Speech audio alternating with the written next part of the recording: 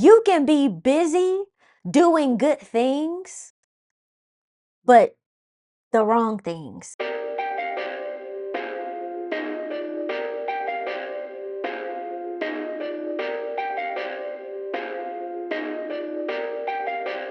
Perfect. Perfect. Perfect.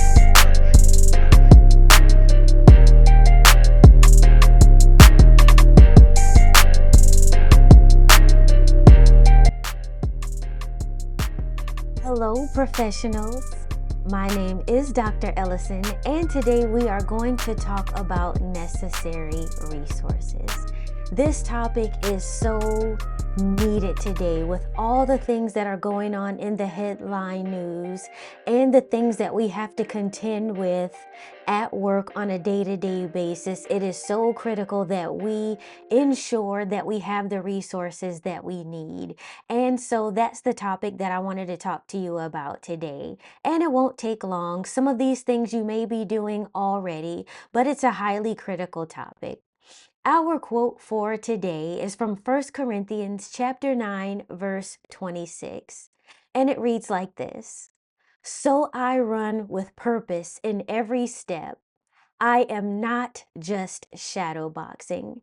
And what I really like about this particular scripture is that it reminds us, it reminds me, is that with everything that I do, as we go about our day, as we go about our work, that everything that we do has purpose, that we're not just getting up working a 9 to 5 or whatever our shift may be, that everything we do, every step we take, we're doing it with a purpose in mind, that we're not just shadow boxing. It says, so I run with a purpose in every step. I am not just shadow boxing. I'm not just punching at the air. I'm not just punching at the wind. I'm not just fighting myself. Everything that I do has some sort of purpose in it, right? And I really like that scripture. And it's especially relevant as we talk about having necessary resources or having resources, period. And as we talked about, and Dr. Burks has talked about as well, all of the things that we have to contend with, has been a lot of changes since the pandemic and just the way that we go about working, the hybrid work schedules, the working from home, the working in the office. We have a new administration in place and all of the executive orders, the layoffs, the things that are going on in our economy. There's just so many things that are coming at us a mile a minute, and it's going to be so very critical for us that we are taking that scripture from First Corinthians in mind, that we are running with a purpose in every step. Like, we don't have time to be wasting time, right? That we have to be intentional with the things that we are doing. And with that in mind, that just means that we can't necessarily right now may be able to depend on people all the time to be feeding us information. And some of the information that we are being fed or that we are exposed to may not be reliable information, right? And so as I talk about having necessary resources, and I'll talk a little bit more what I mean about that, it's going to be critical for me. So the first thing I'll do is I'll define resources.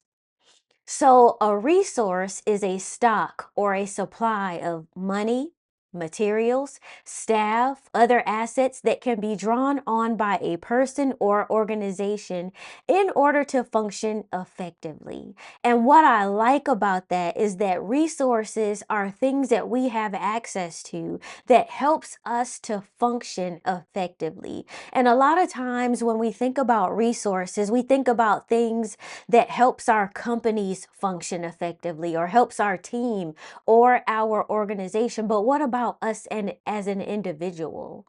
We need to make sure that we have resources or access to resources, right?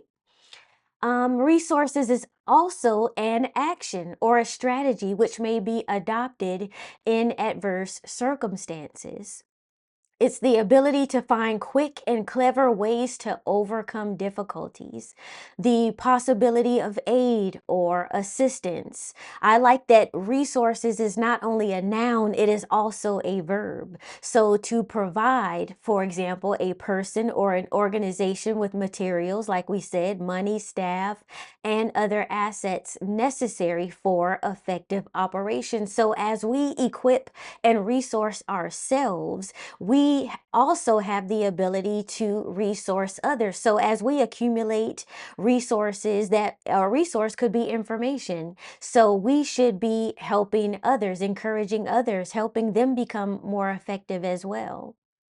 The other definition I would like to give us is the word empower. So, us having access to resources or necessary resources, that is a source of empowerment. The more resources that I have, the more I am empowered to do something, right? So, empower. That means to give someone the authority or power to do something, to make someone stronger or more confident, especially in controlling their life and claiming their rights. So I really like the definitions for both resource and empower. So having those necessary resources is going to empower us to be able to do things, right? So what are the benefits of having necessary resources or having resources, period?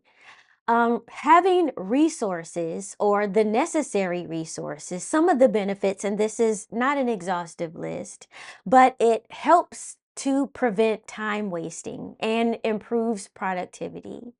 Having resources can help reduce burnout, improve morale. Um, as I gave you the definition for empower, having resources or the necessary resources is a source of empowerment. That's another benefit.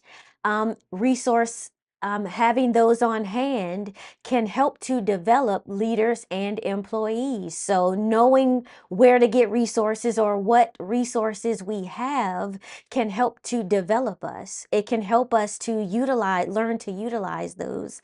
So, another benefit is resource utilization. Another benefit for having necessary resources is it enhances communication and collaboration. And then another one that I thought was key as a key benefit is accountability. So when I say necessary resources, what am I talking about? So when I was in the military, one of the things that I started to do was I started to put together what I call a smart book. And I would take a binder and I would put all of the critical documents that I thought that I would need to have to make me an effective leader. And so what I would realize is that as I was leading my soldiers, as I was leading my civilians, is that there would be key things that I would need to know in order to lead them. So some necessary resources that I would encourage everyone to have is to have a copy on hand, policies, SOPs, your employee handbook, and to become familiar with the intranet and the share portal and where things are. A lot of time, as I said, one of the key benefits is it helps you not to waste so much time. So you don't have to sit around and wait for somebody to get back to you. You can pretty much answer your own question before you ask it. If you keep a smart book for yourself, you know what the policies are, you know what the processes are, you know what the procedures are, you know what you can and can't do, and what's right, you know, what your right and left limits are. And a lot of times, when I was a junior employee, we would, kind of think that it was the manager's job to let us know what we needed to do and, this, that, and the third. But it is important to be empowered yourself to know what are my right and left limits, because we live in a day and age where, you know, people will steer you wrong, And so I think if I was putting my smart book together today, I would encourage someone to put copies.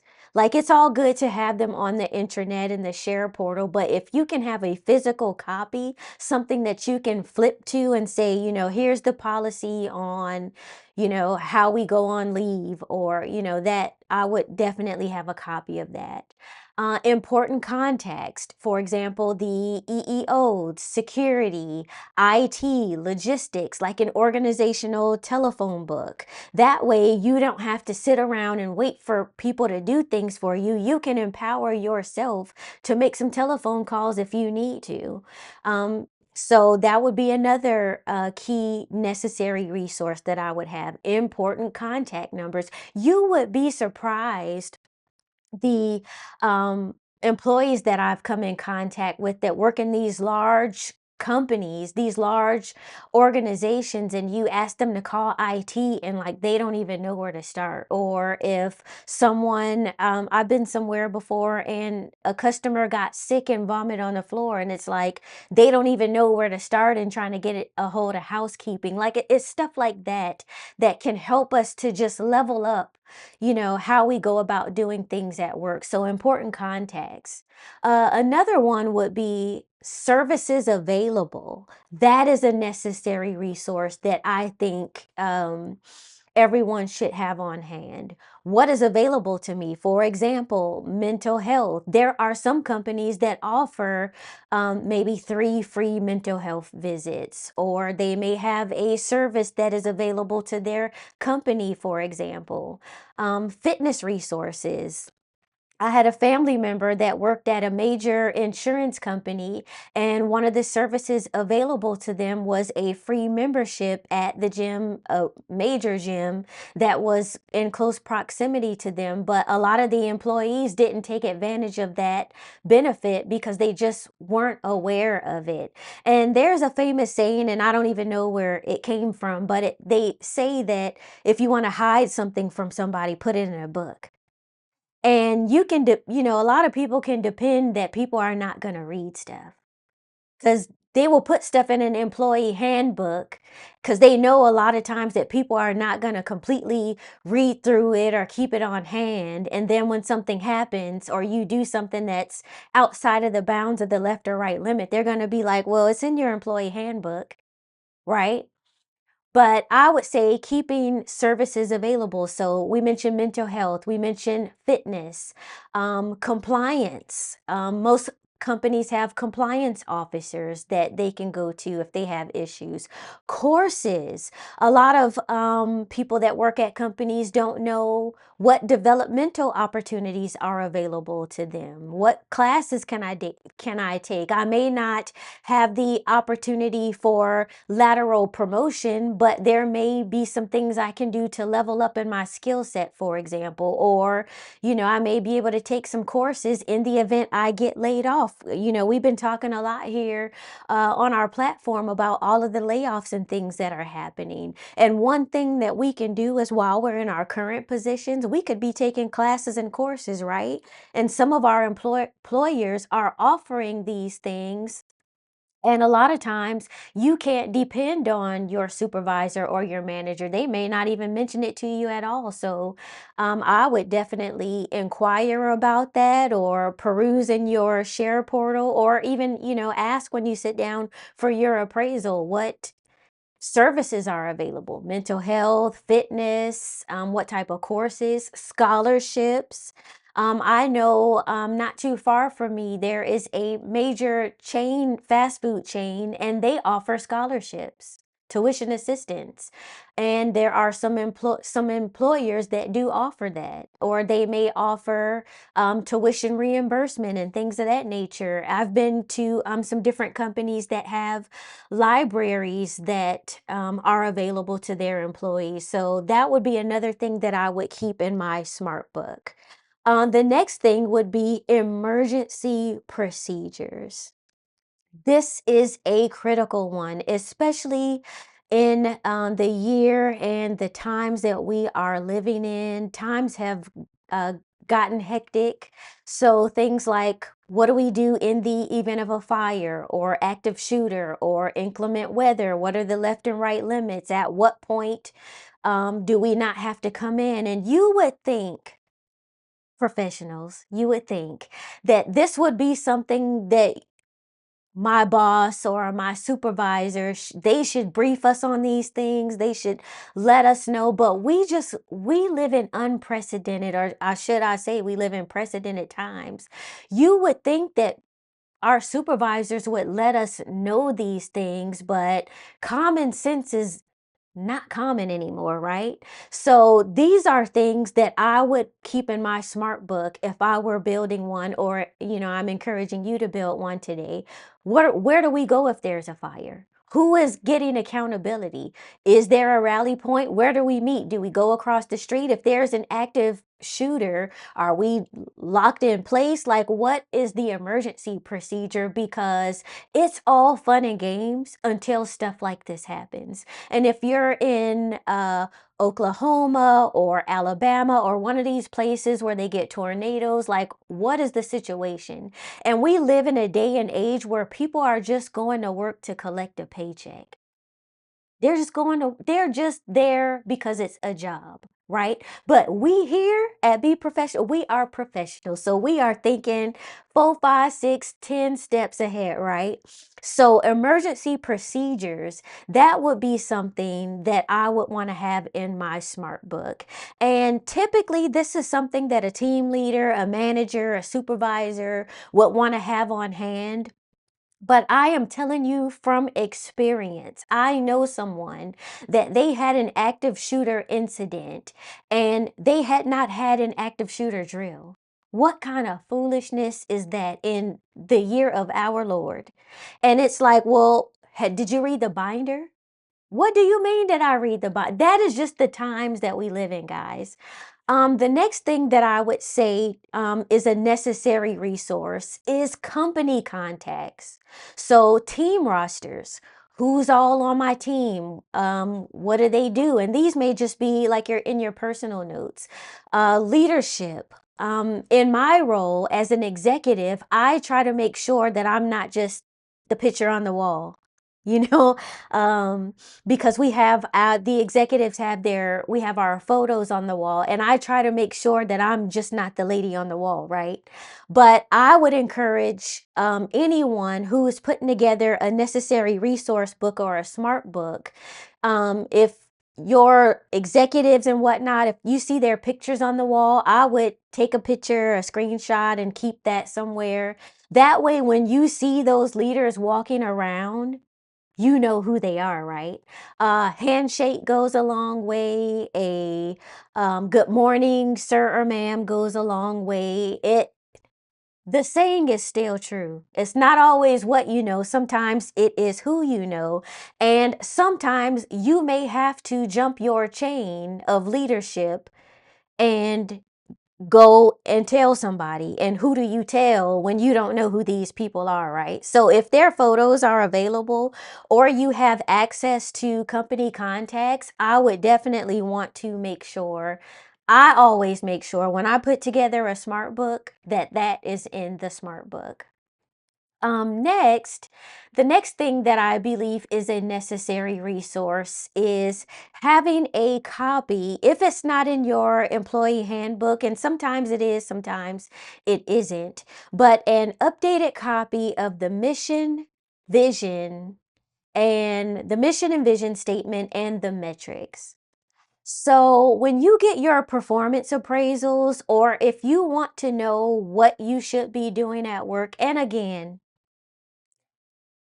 we live in some different times, professionals, and you would think that the mission and the vision and the organizational metrics are built into your performance appraisal and what they should be measuring you on. And if you go back to our channel, we just posted a video not too long ago about merit.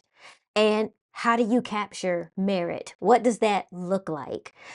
This is one of those things I would want to have in my smart book or my necessary resources book is the mission and the vision. And if possible, what are those metrics? Like, what do we do? Because that lets you know at any given time what you should and shouldn't be doing. Because There have been times in my career where I've been really busy, busy, busy. I was shadow boxing. Y'all remember that scripture I gave you at the top? Shadow boxing, having a purpose in every step. You can be busy doing good things, but the wrong things, right? You get your performance appraisal, and it's like, well, I've been doing all these good things, but none of them really helped you get after the right things, right?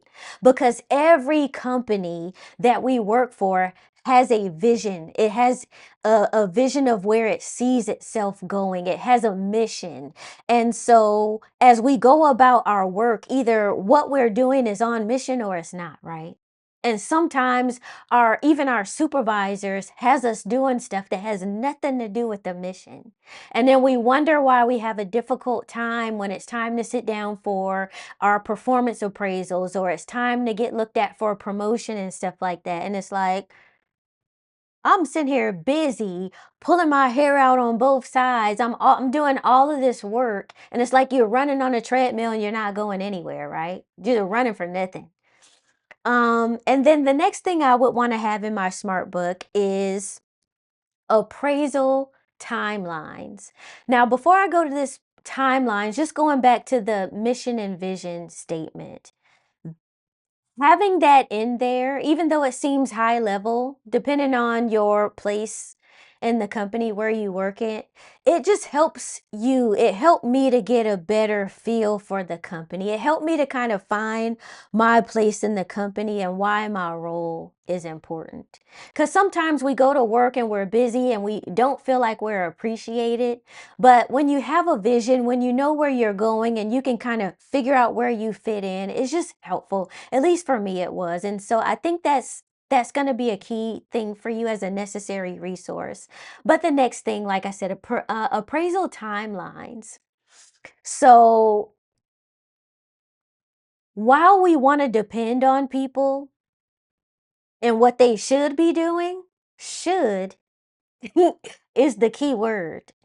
We have to make sure we get our performance appraisals on time. So whatever it is for the place where you work, it may be quarterly, it may be semi-annually, it may be on an annual basis, however that is. Just make sure, there should be some sort of standard that the organization has on when the performance appraisals are due. And depending on where you work, and I'm sure Dr. Burks may chime in. She's our CHRO, she's our HR expert. She may chime in and talk a little bit more about how this works because every organization is different. Some they do it by department. Some have organizational timelines. They want them all done around the same time. But just make sure that for you and where you work, that you know when your stuff is due, because at the end of the day, when it comes to merit and merit-based incentive, merit-based promotions, how you're doing on your job, you deserve to get the feedback that is due to you, right? You shouldn't have to find out at the end of the year that you're a dirtbag, right? Make your leaders do their job. And leaders, this is a part of what you should be doing. So as a part of your smart book, you should know when your employees' appraisals are due. I don't care if you just got there today. Find out when the last time they had one. Sit down if you have to hit the reset button and figure out, because this is critical. The attrition rates are high. People don't feel satisfied on their jobs. And a lot of it has to do with these performance appraisals. And this is a huge part of communications, because a lot of times you may not even halfway see your supervisor and really get a good opportunity to talk to them until it's time to do these performance appraisals. Man, there's so much to these necessary resources. I wish I could just stay on appraisals all day. But a part of having your appraisal timelines, keeping a copy of this in your necessary resource book, I would also say keeping a copy of your job description. Why am I here? What does this job entail? What am I supposed to be doing? And you may have to do some things that are slightly outside of your job description, and that is, oh, that's okay. Because we ain't doing nothing but learning and growing around here, right? Learning and growing, as long as, we're not abusing that, right? But I would definitely make sure that we have a copy of the job description, because after all, when you sit down to get your performance appraisal, we have our mission, we have our vision, we know what we got hired to do, and the supervisor should be providing us feedback. We should never be going to our workplace in passive mode, right? Right? Going there passively. We should be engaged in our workplace. And I understand some of us work in some pretty crappy places, some pretty hostile and toxic places, and that's why having these necessary resources, having access to them is so useful in empowering us, right? Those benefits we talked about. The next thing that I would want to have in my necessary resource binder is employee rights. For example, like FLMA. What is FLMA? Family Leave Medical Act. What is it? Who's entitled to it? Am I entitled to it? How long is it? What does it require? Who do I turn it into? You know, all of those things. Paid time off.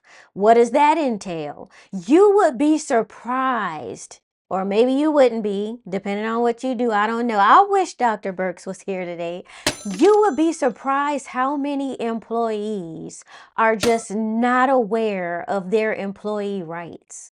They're not really sure when they can and can't take leave, about their paid time off, or, their vacation time or their sick leave, and all of these sort of things. Who do I turn it into?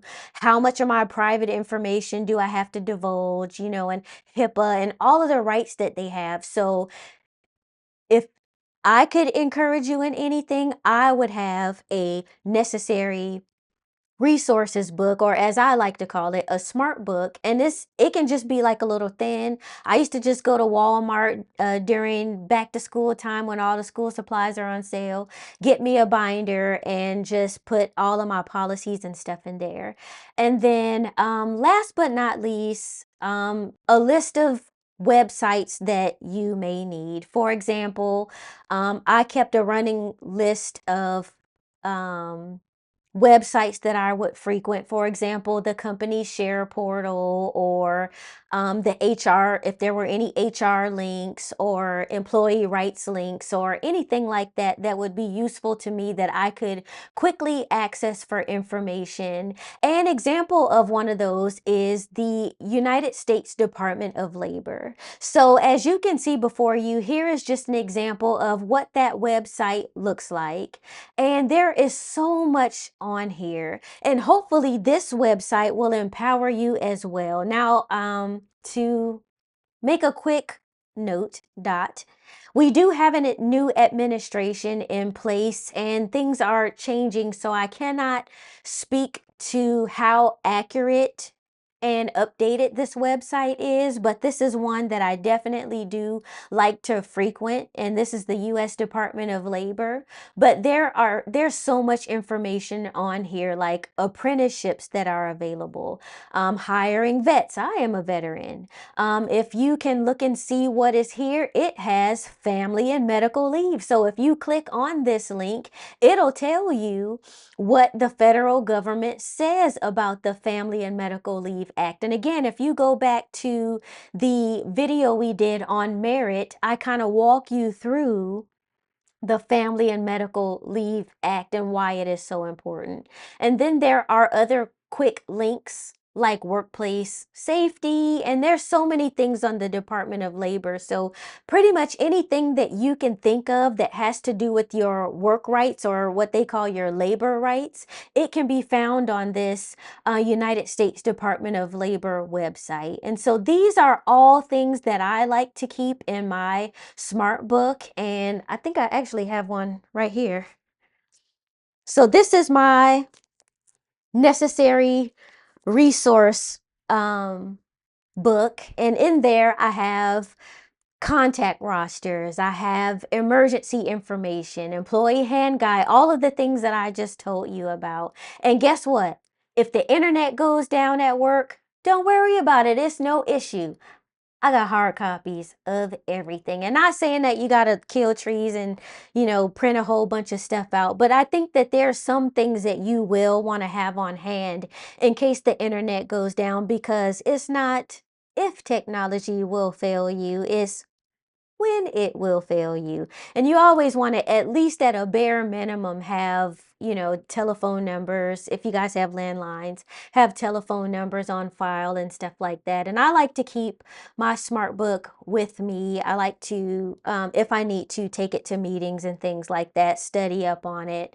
And, when we get new people to the team or new people to the section, it's very easy for me to just go to my necessary resources book or my smart book and kind of educate people on some of our policies, some of our procedures, and get them familiar with things and show them how our intranet works, our share portal works. But this having that binder has empowered me so much that I don't have to wait on people to tell me stuff. If I want to know something about leave, I can just I can just go to my smart book. I can just go to my necessary resources book. If I have a question about what to do in case of an active shooter, I don't got to go hunt somebody down. I can find out and know for myself, because if something pop off, I'm going to know what to do. I'm not going to sit around here passively and wait for people to tell me stuff. Now, granted, we do have hierarchy and leadership, and those people are trained and they're in those positions for a reason,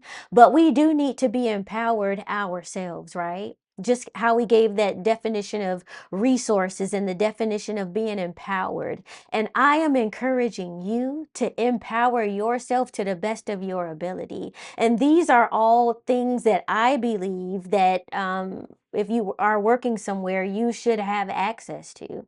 Like, I don't see why knowing what to do in an active shooter or a fire drill is like top secret information, or, having knowing who the EEO is and that type of stuff. I don't see why that's secret information, or what the company policies are and where they can be found in case I want to know what the company policy is on dress, or the company policy is on posting stuff on social media, for example. Like, that shouldn't be top secret information. These are things that, as an employee, I just want to make sure that I am working according to the standard. I know what my left and right limits are. I don't got to sit here and wait and go find HR, the human resource officer or something like that. I have empowered myself.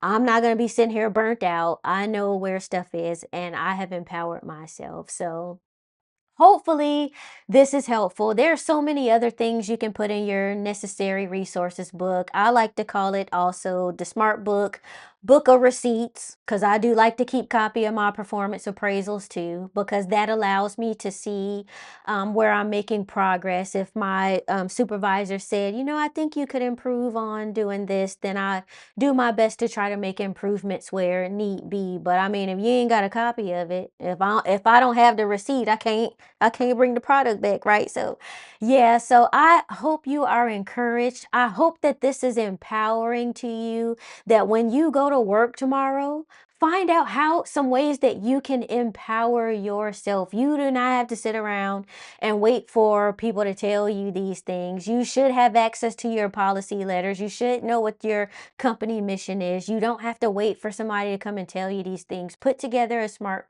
book for yourself. And this is not just for you. You can help your teammate next to you, right? These are things that you all should know. And that way, if for some reason you have to leave and go to another job, for example, you have that website, the Department of Labor. You can go on there, and there's so much information on there about what jobs are popular. You can drill down to your city and state and get a feel for the job market and what is trending and what apprenticeships they have. Sometimes they, depending, I'm not sure how it is right now, but sometimes they have scholarships available and things like that. So I would just encourage you to find ways to be resourceful, especially now. find times to have those necessary resources. But I hope that is helpful. What resources do you have in your smart book? Do you have a smart book? Do you have a necessary resources book? But as always, encourage yourself, encourage others, and as always, be professional. Perfect.